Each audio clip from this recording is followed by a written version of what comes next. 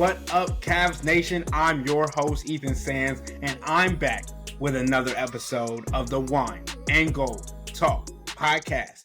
I'm joined by your favorite beat reporter, Chris Fedor.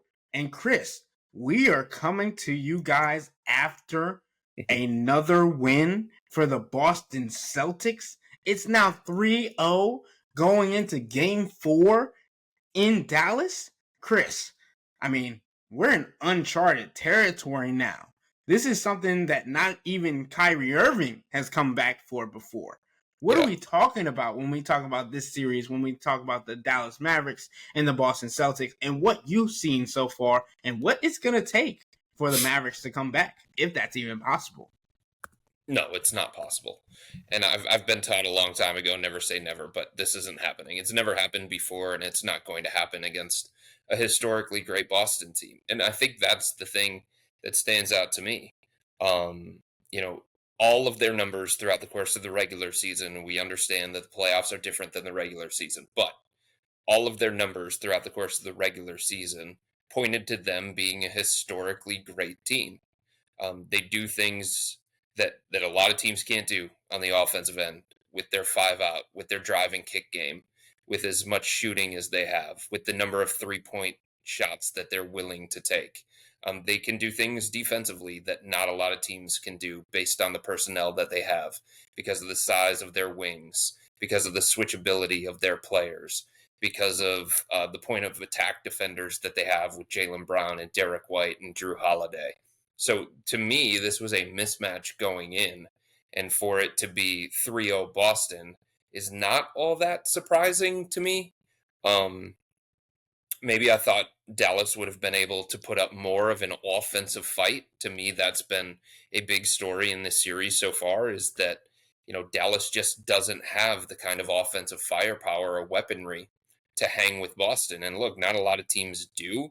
But I thought with Kyrie, with Luka, with the shooting and the spacing that Dallas has, that they showed throughout their playoff run, that they would be able to have certain stretches or maybe even certain games where they could find that kind of next level offensively.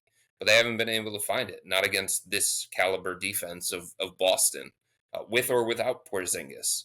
And that to me is very, very impressive that the Celtics have been able to do this with a hobbled Porzingis, a less than 100% Porzingis, and now a guy who's not even available for Game 3 may not be available for Game 4. So I think we've just seen through the first 3 games that Boston's on a completely different level than Dallas, and they are showing that there is a gap between the Celtics and everybody else in the NBA, which was the thought coming into the season, which played itself out during the regular season, and it's played itself out during the playoffs so far.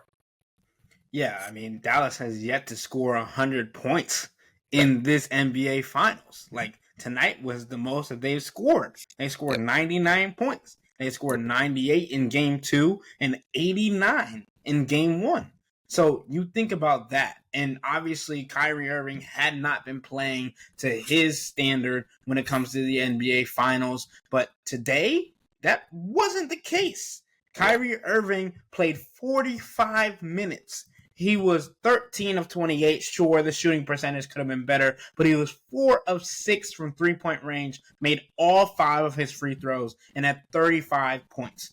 And I think when you talk about how close this game was, you got to talk about that late foul for Luka Doncic and him not being available down the stretch of this game that came down to being a 106-99 victory for the Boston Celtics. It's a game that you will look back on in the series and be like, what if? But you think about, it's in American Airlines Center. It's a Game 4 situation where the Mavericks have the chance to avoid. No, I'm talking about the next game. I'm talking about the next game. Yeah. Now they have the chance to avoid elimination.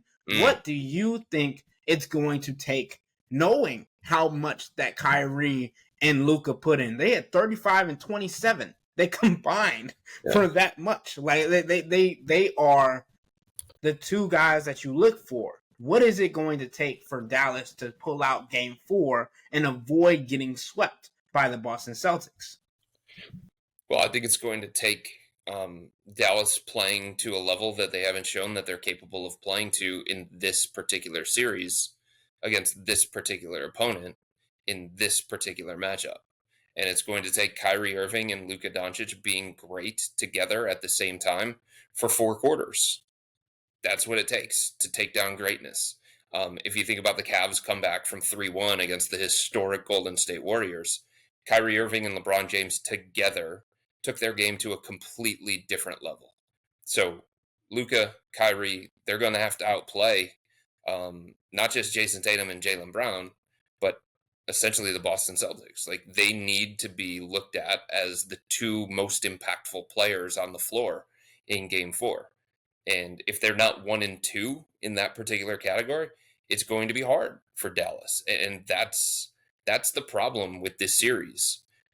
If you want to sit there and say, if you want to have any kind of conversation about, well, Dallas has the two best players in the series because you believe in Luka and Kyrie that much, right? That's fine. You can sit there and say that. But 3 through 9, the next group are all Celtics. So, like, if 1 and 2 are not going to be significantly better and to a level of greatness, then, Boston's going to overwhelm you with their depth. Boston's going to overwhelm you with their team stuff. Boston's going to overwhelm you with the amount of 3-pointers that they're going to make and the defense that they can throw out there in these 5-man lineups. So, yeah, maybe you can look at it and say, well, Dallas has the two best players in the series. Well, number one, they haven't played to that. Number two, the gap between 1 and 2 and 3 and 4 is not that significant when you're talking about 3 and 4 potentially being Jaylen Brown, Jason Tatum, and then all the other guys that line up behind them are all Celtics. So to me, it was a mismatch going into this thing. It's played itself out that way. And Kyrie and Luka are just going to have to play great for all 48 minutes at both ends of the floor for them to be able to avoid elimination. And I think the point that you brought up about Luka falling out, you're right. Like, throughout the course of these playoffs, he has been so clutch in the fourth quarter. And same thing with Kyrie. And together, they have been, a dominant team in crunch time. That's kind of what was fueling their postseason run, is that when it was a close game and it was late, Dallas had two guys that could step up and make those plays that were comfortable in that environment. And they kept winning those pressure-packed late game moments. Number one, they're not doing that in this series against the Celtics. And if Luka would have been on the floor for that final stretch, had he not fouled out, Boston would have been hunting him on the defensive end. And I think that is something that can't go overlooked throughout the course of this finals conversation, is just how much of a defensive liability both Kyrie Irving and Luka Doncic were at times in this series against the Celtics, because the things that Dallas could get away with on the defensive end of the floor, the things that they could do to hide Luka, to hide Kyrie, to not have to make them work so hard defensively. They can't do that against the Celtics. When it comes to playing against Boston, there is nowhere to hide. And if Luka would have been out there and he would have been playing with 5 fouls, Boston would have just attacked him repeatedly. And it might have made the Celtics, a little bit more free-flowing and a little bit better in the late game situation on the offensive end, that they had one more guy on the defensive end of the floor that they could target instead of Josh Green, who is a really good on-ball defender. Right. And I mean, you think about what Luka and Kyrie were able to do, but you also look at how the Mavericks started the game. They came out hot. And I was out watching the game with some regulars, Chris, and everybody was like, oh, wait, this is the game. Dallas is going to take over. They're up early. And I'm like, I'm sitting over there in the corner, and I'm like, it's the first quarter.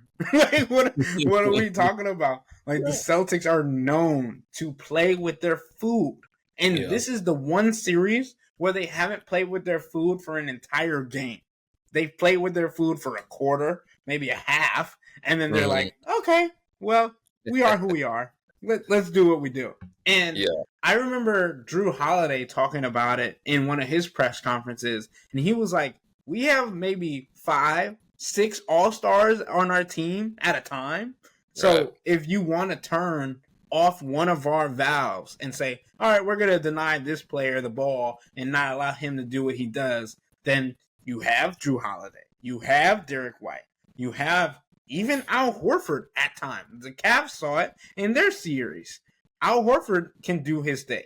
But as we're talking about this series, Drew Holiday was last game. This game, it was Jason Tatum and Jaylen Brown. Jaylen Brown had 30 points. Jason Tatum had 31 points. Jaylen Brown was 12 of 22 from the floor. He also had 8 rebounds and 8 assists. And then Jason Tatum was 11 of 26 from the floor. He had 6 rebounds and 5 assists. Like, you think about how active and how much they were able to add, but also knowing that they could go to anybody else at any time that they wanted. That's the point that I was trying to get to. So think about this. Fourth quarter numbers, and I just saw this pop up. Luka Doncic in the fourth quarter of 3 finals games. 8 total points, 3 of 15 from the field, 0 of 4 from three-point range, a true shooting percentage of 24%. That is very, very different than what he did in late game situations against Minnesota. It's very, very different than what he did in late game situations against the Clippers. And I think part of it, Ethan, is that he is so gassed. He has to work so hard on the defensive end of the floor. The Celtics are putting him in actions. The Celtics are going at him in the post. The Celtics are making him guard in a way that Minnesota simply couldn't or didn't because of the personnel that they had. And he just doesn't have it in the tank in these late game situations. And yeah, part of it is Boston's defense too. You have to give them credit. Drew Holiday is a bulldog. Derek White is a bulldog. Jaylen Brown is a very, very good on-ball defender. Jason Tatum can certainly hold his own. He's got the length. He's got the size. He's got the athleticism. So Boston's defense is certainly making it tough on Luka. But the thing that they went into the series saying that they were going to do, they have done. They have not given him anywhere to hide when he's on the defensive end of the floor. They have not given Kyrie anywhere to hide when he's on the defensive end of the floor. And that's the best way that you can attack Luka. You just wear him down throughout the course of the game so that he can't be at optimum Luka level in late game situations when the pressure is on, when it's a close game, when the game is hanging in the balance. And you think about what the Celtics are able to do with everybody on the court. They are able to attack with so many different weapons. And like you said, they put them in actions. And you think about everybody that touches the ball at the top of the court for them. Almost everybody can put anybody on the court in a blender. but and you think about the Cavs and how they have to get used to playing at that difficulty, that level, that amount of stress on both sides of the ball. And I don't think they've gotten to that level yet. They had to get through that with the Orlando Magic. The Orlando Magic pushed them through that in the first series of this past year in the first round. They were like, oh, this is a tougher level of defense than we face, even compared to the Knicks of last year. It was a completely different level at the point of attack because we know the Knicks killed them on the glass. But you also look at the Boston Celtics and what they were able to do, and you took it even up a notch. So you think about what the Cavs were able to face and how that could help them going forward, especially if they keep the core 4 and the guys that they have in their rotation that were key pieces in the playoffs. You now have the experience in those moments against guys that are going to attack you full court, that are going to be able to put pressure on you and want to wear on you. There's a different conditioning level when it comes to the playoffs versus the regular season. And Chris, that's where I want to go next because, yes, this is a Cavs podcast. I keep saying that, but we want to get into our next rendition of Hey Chris. This is where our Subtext subscribers get the opportunity to ask me and Chris questions and get insight on what's going on inside the Cavs organization based on what we've heard outside and especially based on what Chris is hearing from the sources that he has. So we're going to go through this and we're going to go from top to bottom, and let's get into it. So, the first thing is from Brandon from Charlotte.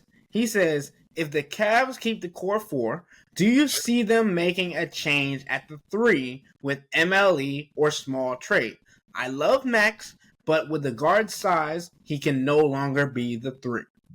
And Chris, I think it's interesting because I've talked about Max Strus being a better shooting guard than he is a small forward just because of what we've talked about recently about the defense and how much harder it is to play at his size as a small forward. But we know that Max is tough.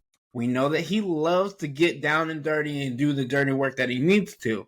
But do you think that he can play the small forward position going forward and allow the Cavs to go deeper into the playoffs? Yeah, I do. I think he held his own on the defensive end of the floor, especially in the series against Boston.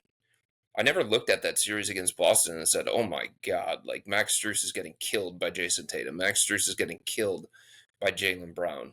Max Strus can't hold up in that particular series against that particular opponent.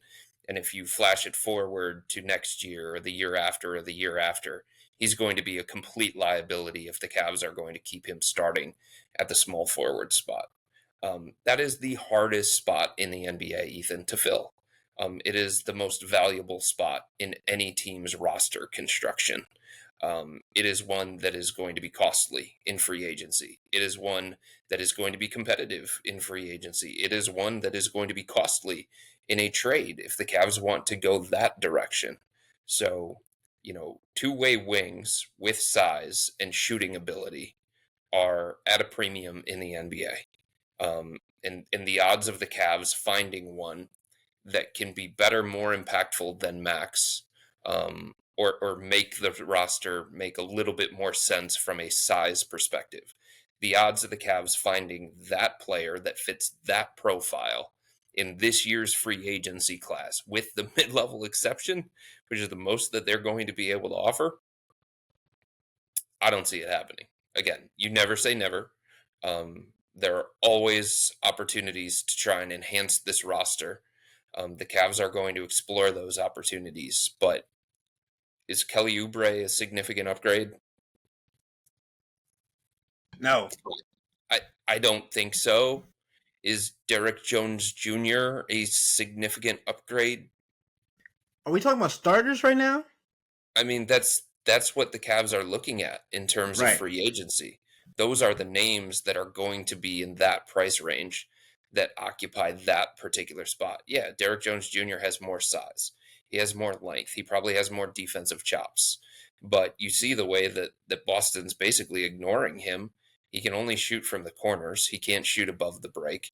And Kelly Oubre Jr., he hasn't been a winning basketball player at any step or any stage of his career or any stop that he has made in his career. So, again, mid-level exception, starter quality wing, it usually isn't synonymous.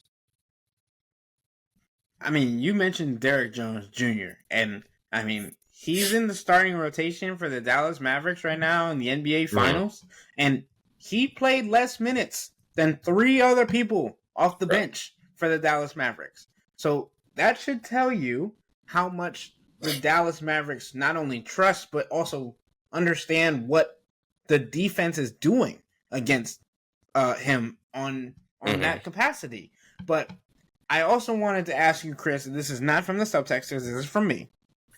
Based on if the starting lineup stays the same and they're healthy for a majority of this next season, do you think that this starting lineup can take the Cavs to where they want to go? That's the Eastern Conference Finals and the NBA Finals. Because I think that's the main question for a lot of Cavs fans.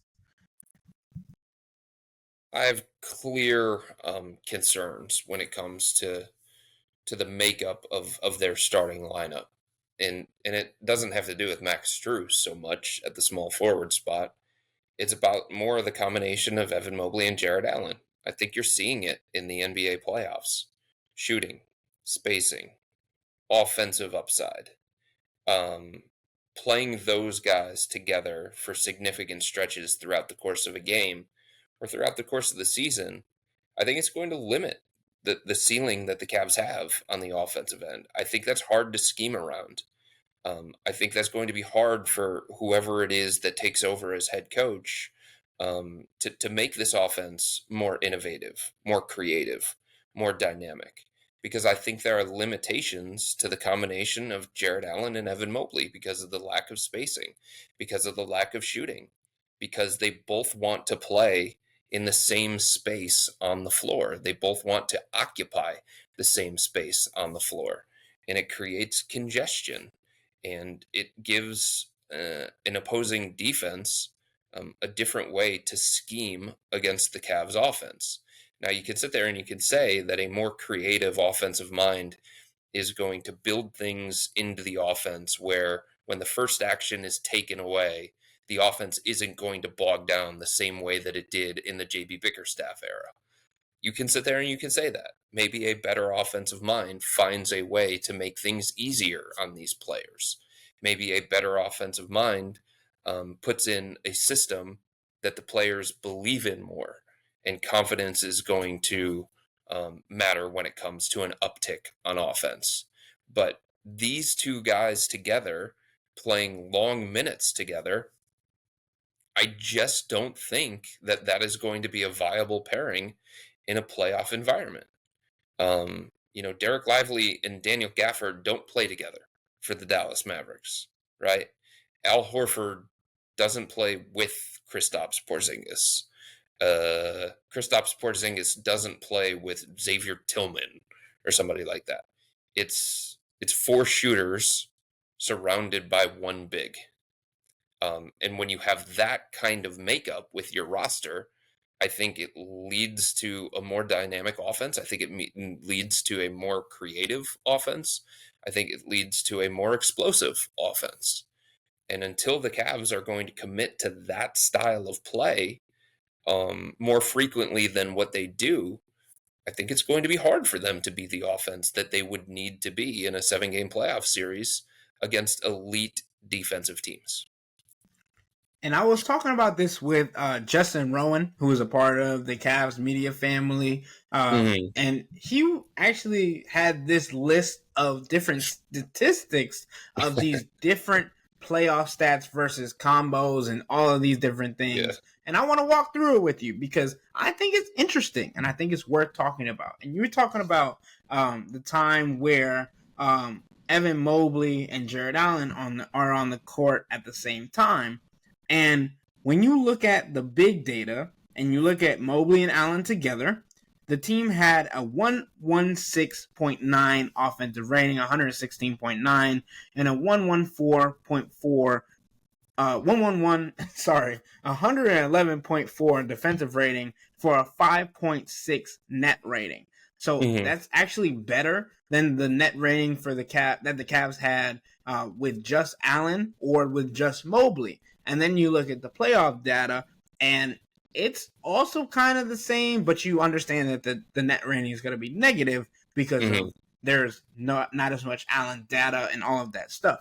So the offensive rating for Mobley and Allen together was 105.6, and the defensive rating was 105.8. So that's a negative 0.2 net rating. But the other two net ratings, obviously with Allen, 105.6 is absolutely dreadful. For an offensive rating. Yes, it is. Yes, it is. Horrendous. Especially in the playoffs. I mean, just in general. I mean, that is worst team in the NBA type levels. Right. And then we also want to talk about the matchups when it comes to Garland and Mitchell, because I know that's also been a debate as well. And Garland and Mitchell, when it comes to the guard data, they had a 108.7 offensive rating during the regular season and 110.9 defensive rating for a 7.8 net rating. So that's a better net rating than when Mitchell was by himself and a better net rating than when Garland was by himself. So I think that is a part of the conversation of when we're talking about people saying that these two things don't work, right? obviously, when we look at the playoff data, it's the Cavs had an offensive rating of 106.4 when Garland and Mitchell were on the floor, so it's not much better than when Mobley and Allen are together. That would be And the they had worst in the NBA extrapolated over an 82 game season. right, and they had a defensive rating of 110.2 for a net rating of negative 3.8. Yeah. And obviously Donovan Mitchell was almost on supernova level, so he was a 3.3 net rating when it was just him on the court for the guard data, and he had a 109.7 offensive rating for the team when he was on the court. So it's not great because we know that the Cavs offensive rating when it came to their playoff statistics was horrible as it is. But it gets put into a smaller microscope when you think about these two tandems together. And that's what we know to be as difficult is you built this team knowing that Donovan and Darius were going to be together and Jared Allen and Evan Mobley were together. Yeah. And the question has been, what do you say? I think there's more viability with the Darius Donovan combination. Because of Darius's ability to play off the ball, because of Darius's ability as a shooter, and because I do think that Donovan has shown throughout the course of his career that he benefits from a table setter. And it doesn't have to be a dynamic offensive weapon. It doesn't have to be an elite scorer. It just needs to be somebody who can take some of those possessions away from Donovan. So it doesn't have to be him creating and initiating all the time. And there's other ways that the Cavs could do that too, right? They could run some DHO stuff with Max Strus and Evan Mobley or Jared Allen. They could do other things to diversify the offense. But Donovan as the primary ball handler, that is something that can take its toll throughout the course of a season. That is something that can take its toll throughout the course of a playoff series. So I do think Donovan has shown throughout his career, Ethan, that he benefits from a table setter like Darius. And I think Darius needs Donovan, without a doubt. Darius, to me, is not a number one option for an offense, not for a team that has playoff aspirations, not for an offense that wants to be top 10 in the NBA, elite level in the NBA. Darius just isn't that guy. I think there are too many limitations that he has at this stage of his career and development within his own game that he benefits from Donovan being basically the alpha of the offense and Donovan having the most difficult perimeter defender going up against him. Donovan having more of the eyes focused on him of the opposing defense.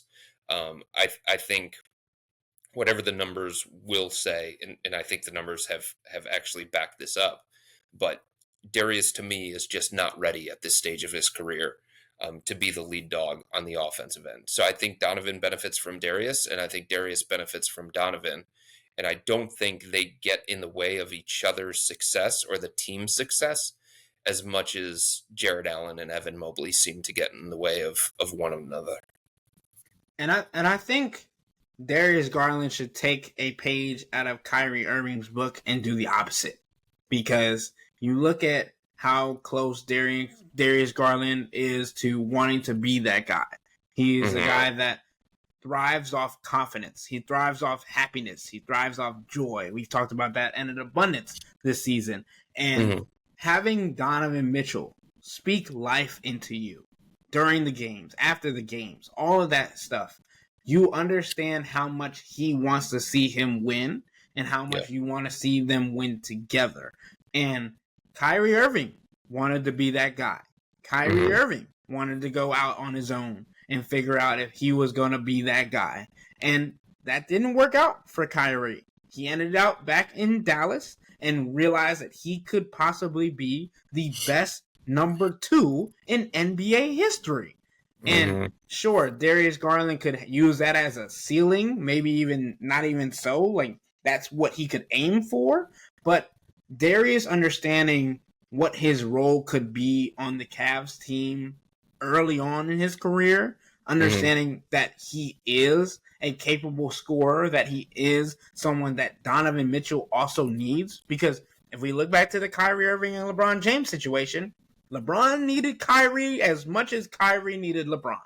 Right. And I think that is something that Darius Garland should look at and think about when it comes to whatever decision is made with the Donovan Mitchell situation and whether or not he decides to stay with the Cavs. Yeah, nobody can do it on their own. That has been proven throughout the course of history, and that's even more evident in today's NBA. Look at the teams that are in the finals. Look at the teams that have had playoff success. It's all two-man. Jaylen Brown, Jason Tatum, Kyrie Irving, Luka Doncic, Anthony Edwards, Karl Anthony Towns, Jamal Murray, Nikola Jokic.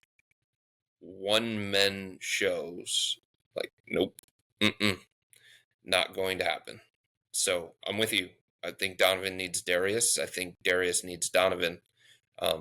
Or, if the Cavs go a different direction and they move on from Darius and they bring in somebody that they think would be a better fit next to Donovan, then that's a different direction that they could go.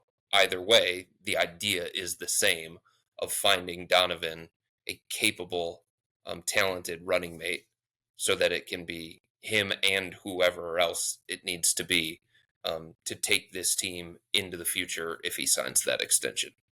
Or maybe at some point, Evan Mobley gets to a point offensively where he can be that guy.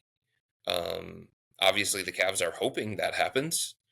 Obviously, the Cavs believe that that is still in there with Evan. I believe they're going to give him a max contract extension offer this offseason because of what they believe he can become in the future, especially on the offensive end of the floor. So maybe as this thing continues to go forward, Evan Mobley becomes that partner to Donovan Mitchell, that sidekick that he needs to compete for championships. That's possible too. Yeah, Chris, and I mean, Donovan Mitchell, Darius Garland, it's a dangerous tandem. But It can who be. knows? Yep. Who knows if it sticks together long term? And so, with that, we're going to move on back to the subtext questions. And the next one is from Alec from Chicago. He says, "Why don't we have a coach yet? And will we before the NBA draft?" And to Alec, I would like to say that we have been saying that the Cavs team have aimed to have a coach before the NBA draft, but they are not going to rush the decision when it comes to this next head coach because they understand the importance of getting the right guy. Sure, Yeah. they could go ahead and get a number 2 as an assistant if he decides to do that and do the same thing that they did with JB Bickerstaff and do the same thing they did with Ty Lue. But that's not the goal out of the gate for the Cavs. Yeah, and unless you're a team like Phoenix that already seem to have a replacement ready to go, Mike Budenholzer taking over for Frank Vogel, coaching searches take a long time. Think about how long it's lasted for the Los Angeles Lakers. There's a lot that goes into it, right? There are interviews. First, it's Zoom interviews. Then it's face-to-face, in-person interviews. Then there are dinners attached to that whole interview process. There's a bunch of intel gathering, phone calls that you make. I was talking to a member of the front office at the beginning of last week, Ethan, and he said he had like 50 guys that he needed to call just to try and get as much information as possible on these possible candidates that the Cavs were looking at. Because you want to hear from players about how this assistant coach interacted with them and the things that stood out to them in meetings and stuff like that. The Cavs weren't part of the New Orleans Pelicans organization. The Cavs weren't part of the Golden State Warriors organization. Sure, they have their scouts and they talk to people as much as they possibly can and they watch from afar. But they weren't in those meeting rooms to see how James Borrego operated, right? So they need to talk to people from the Charlotte Hornets in the past. Why did things not work with James Borrego? What did work with James Borrego? So you've got to talk to executives, you got to talk to agents, you got to talk to players, you got to talk to coaches on the staffs. You've got to work all of your contacts to gather as much intel as you possibly can to try and eliminate what is an uncertain process from the very beginning. in its nature, it's an uncertain process. So that's part of the reason why it takes a while. The other reason is because there is no standout candidate at this point in time. There is no-brainer hire that's just waiting out there for the Cavs. There is no Nick Nurse this offseason that has a resume that includes an NBA championship. I mean, there was, but Phoenix obviously had him lined up, ready to go, in Mike Budenholzer. So you're talking about um, some guys, yeah, that have previous head coaching experience, but it's James Borrego, right? It's Kenny Atkinson. There are legitimate questions about those guys based on how their first time went as being head coaches. And then you're talking about Micah Nori, who's never been a head coach before. There's a lot of things that you have to dig into from that standpoint to see if he's ready for that. Same thing when it comes to Johnny Bryant. Same thing when it comes to Chris Quinn. Dave Yeager is another name that they have been linked to that I believe has a chance to be a finalist in this whole coaching search process. Somebody that they have talked to, somebody that was with the organization for about 3 months as JB's coaching consultant. But it's like, that's not a no-brainer hire. So there just like isn't that standout candidate that has separated himself from the rest from the very beginning of this thing that that you would just go to immediately unless you were the Phoenix Suns doing that with Mike Budenholzer. So I think that's another reason why it has taken a pretty long time. And I think, scheduling is a part of it. So there are a bunch of different factors. I wouldn't sweat the fact that it's been about a month since the Cavs fired JB Bickerstaff and they don't have a head coach. I don't think that speaks to anything that has gone wrong throughout this coaching search. And I don't think that speaks to the Cavs not knowing what they're doing when it comes to this coaching search. And you mentioned standout candidates, and I don't know if there is a standout guy for the number 1 overall pick in the NBA draft that's coming up, because these are conversations that we're having when it comes to what is next for the Cavs. Do they go get somebody that can immediately jump in? Or is there somebody that might be hanging in the water for the number 20 overall pick that the Cleveland Cavaliers have this coming NBA draft? And that's where this next question goes, Chris. Kevin O'Connor, this question is from Scott in Greensboro, North Carolina. He said, Kevin O'Connor reported that the Cavs were looking to trade up in the draft. Is there any validity to it or just clickbait? If you can confirm that there's some truth to this, what players do they have their eyes on? The Cavs are always going to weigh every single option in front of them and see what makes the most sense. What would the cost be to move up? Do we have the assets to do it? Does it make sense in our situation? I don't think in this situation it makes all that much sense for them to do that, Ethan. It is not viewed as a strong draft. The belief from a lot of people that I talk to around the NBA is that, the 15 to 40 guys, the guys that are going to be falling in that particular range, are all very close together. Look, maybe the Cavs have somebody that stands out above the rest. That they don't believe is going to be there at number 20, that they believe would be a really, really good fit for them, that could come in, help them immediately, crack their rotation, and they think it's worth it to move up to go get that guy. I think it's certainly something that they would consider doing. They have shown that they would be aggressive in the past. I know that there's at least one member of this organization that really, really likes Zach Edey, who is looked at as more of a lottery pick or just outside the lottery that probably won't be there at number 20. I would think that would be a name that would be on their radar if they were willing to move up. I think Jacoby Walter from Baylor would be on their radar if they would be willing to move up. I know they like Johnny Furphy, and they saw him, the kid from Kansas, who is the Australian kid. They saw him firsthand during the NCAA tournament. One of their executives made the trip specifically to go watch Kansas and scout them in person. Tristan Da Silva is more of a win now, ready to play now type guy who can play the 3 and the 4. He's got size, he's got length, he's got strength, he's got athleticism, 6'8", 215. Maybe he's not going to be on the board when they're picking at number 20. And the other one is Kyle Filipowski. We have spent so much time talking about the Cavs being more dynamic offensively, getting more shooting, getting more spacing. A 7-footer with skill, that can pass, dribble, and shoot, who can also knock down 3-pointers from the outside. Maybe that fits better with Evan Mobley, right? Maybe you play those two guys together.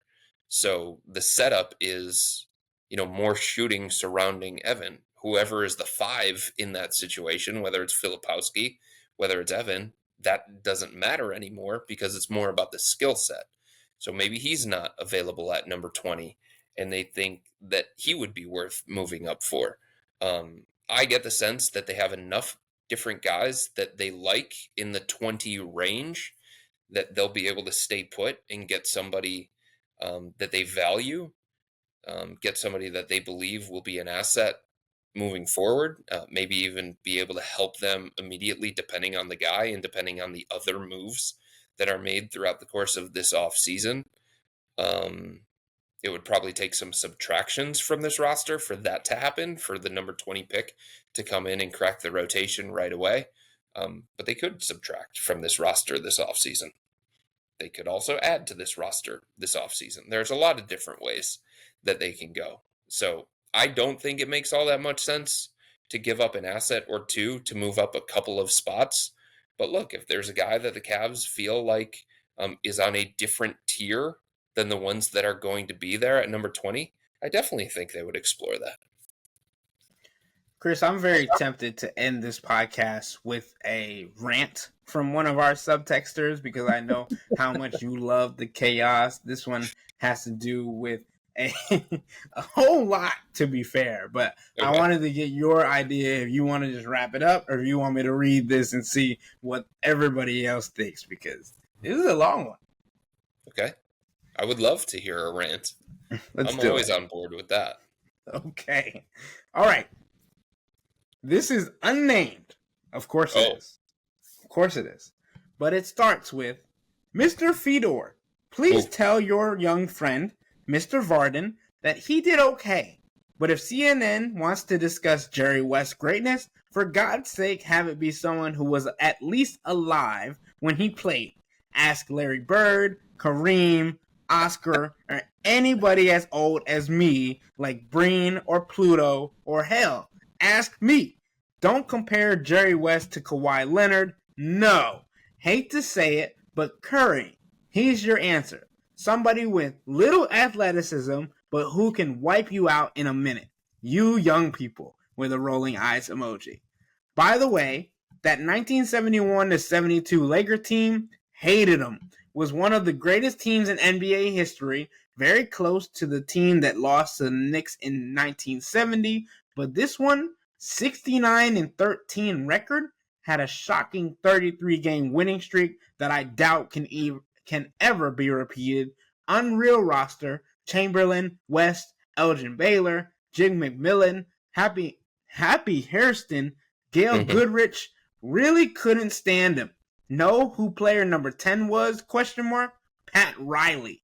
Guy at the very end of the bench, a 22-year-old kid who was about to become a Cavalier and start at point guard for the Miracle team. Jimmy Clements. What a team. That's all. My goodness. So what is his gripe? Is his gripe with a comment that Joe made on CNN when talking about Jerry West and his impact on the game? Is that what it is? Your guess is as good as mine. I think it was him commenting at all and not being alive during that time period. I love our subtextures, man. They give us so much information and so much insight that we can continue as a Cav community. And these rants, my goodness, they are one of a kind. My guy Joe is one of the preeminent national NBA reporters. He is. He has earned that title. He has worked his way into that title. He interacted with Jerry West on a number of different occasions, including at the NBA Finals in 2016, when Jerry West defended LeBron James and pushed back on the nonsense of people holding his NBA Finals record against him and stuff like that. So Joe has been around for a very long time. He has talked to a lot of people, both currently and from the past in the NBA. And if you're a place like CNN, you're going to reach out to a national NBA reporter and get their thoughts on Jerry West. And there's a select few of those guys available in today's NBA that cover the league as well as Joe does. So I have no problem. I didn't hear the segment, so I'm not going to say I have no problem with what he said. Maybe he said something that I would disagree with. I don't know. I didn't listen to the segment. I didn't watch the segment, but I'm sure he did a great job because he does a great job every time he goes on there. But I totally understand if somebody has an opinion that is different than yours, that you're going to be pretty upset about that person going on and sharing said opinion. Wasn't Joe a former cleveland.com personnel as well? Yeah, so, I mean, he was my partner on the beat for a couple of years. So that must tell you something about what Joe knows about stuff going on in the NBA if he's been around long enough to be Chris Fedor's mentor. Come on now. But I think that's a good place to wrap up, Chris. And with all that being said, that'll wrap up today's episode of the Wine and Gold Talk podcast. But remember to become a Cavs insider and interact with Chris and me by subscribing to Subtext. This is where you can find out what's going on with the Cavs search. We're sending you almost daily text directly to your phone, what you can interact and also send your rants if you disagree with Chris or me. But to do so, you got to sign up for a 14-day free trial or visit cleveland.com/Cavs and click on the blue bar at the top of the page. If you don't like it, that's fine. All you have to do is text the word stop. It's easy, but we can tell you that the people who sign up stick around because this is the best way to get insider coverage on the Cavs from me and Chris. This isn't just our podcast, it's your podcast. And the only way to have your voice heard is through Subtext. Y'all be safe. We out.